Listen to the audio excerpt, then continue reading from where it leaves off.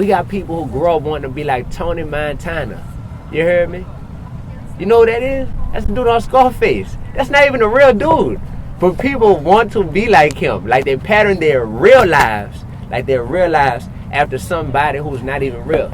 I'd rather somebody pattern their real life after somebody who is real. So that's why my whole career, man, I'm putting out the good, the bad, and the ugly about what I go through as an artist and as a human being. So this whole interview process, documentary, whatever you want to call it, this is only the first part of me really telling my story. When you listen to my music, you're going to hear even more. When you see other interviews, go watch the Sway interview I did in October 2014. That's going to really tell you something else, you know? Like, that's what it is. Because I've hit the bottom of the bottom, bro. Like, I was depressed, like in depression. Had to go see a therapist. You know what I'm saying? Like a real psychiatrist, bro. Like a lot of people, a lot of my friends don't really like to do that, especially my black friends. Like I got black, white, everything. But my black friends, that's like shunned in our community.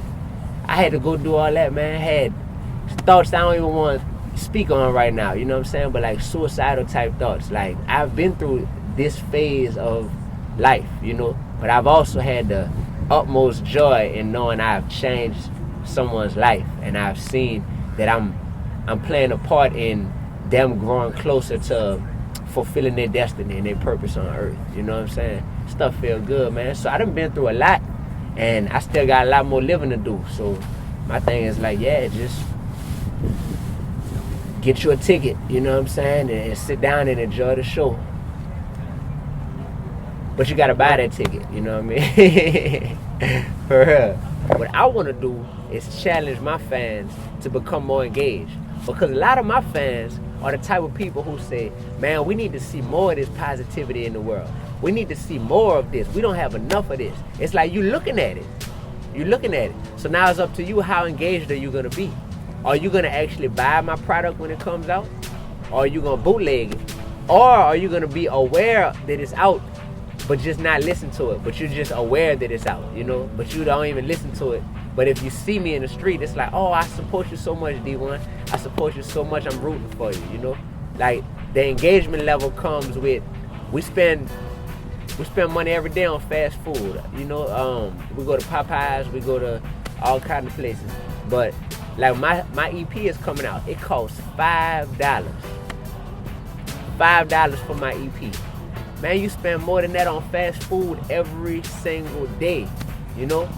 This is food for your soul that I'm giving you on this EP, man. This music is gonna change your life and the people around you, because it's timeless, because it's real music. So my thing is, yes, I need your support.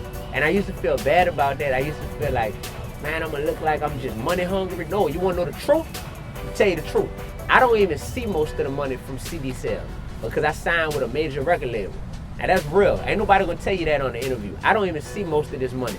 But I still want you to go out and buy my stuff because I want to be relevant. Because when they see those numbers and they see people actually want Dee-1 and they're purchasing Dee-1's music, that's going to make them say, we want to keep pushing Dee-1 out there to the masses and give Dee-1. The more I'm out there, the more this energy get out there. The more your kids and her kids and his kids could be exposed to somebody like myself who's real, righteous, and relevant. Man, use me, man. Use me up. I'm a symbol. I'm a symbol for hope. I'm a symbol for positivity, you know? So use me up, man, while I'm here. I ain't gonna be rapping forever. But use me up. So Dee-1 fans, they can engage, they can buy the CD. What else can they do? What else do you want a Dee-1 fan to do? I want a Dee-1 fan to talk, you know? You'll talk about, oh, Kanye and Kim Kardashian got married and her dress cost $4 million. You'll talk about Love and Hip Hop when that comes out, you know, and what's the new drama on Love and Hip Hop. You'll talk about, man, I heard Lil Wayne finna leave Cash Money and he about to sue Baby, you know. I got pastors who come up to me and talk about that type of stuff. So it's like you keeping up with pop culture.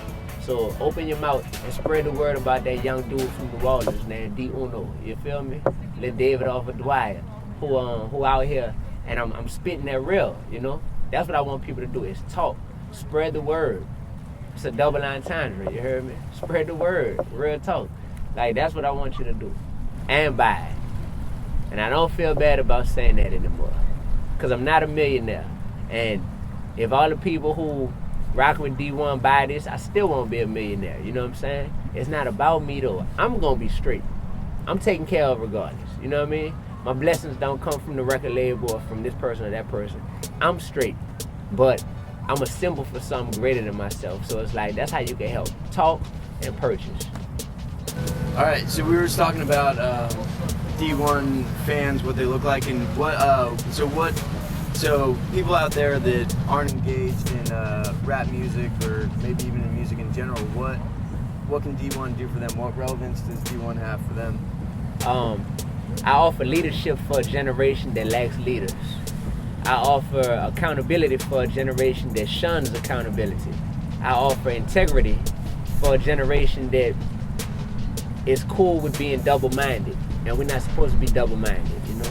So that's what I offer. And even if you're not a hip-hop fan, I think you can appreciate the fact that I stand for something progressive. You know, being real, being righteous, and being relevant at all times. Another one is, when you talk about cosigns, a lot of artists who get into the game nowadays, they use the power of the cosign. So they'll sign under Jay-Z. You know, if you sign under a huge artist like Jay-Z, a lot of times people will pay attention to you and at least give you a chance based on who's co-signing you. If you sign under Lil Wayne, you know, me coming from New Orleans, that could have been my goal the whole time is, ooh, I just want to sign under Lil Wayne. You know, if I could sign under Lil Wayne, I'll be straight.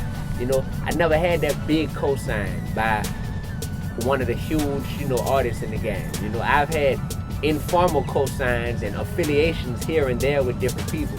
And I appreciate those artists for those co-signs. But I haven't had like a top tier co-sign or top tier artist. And don't get me wrong, I tried to.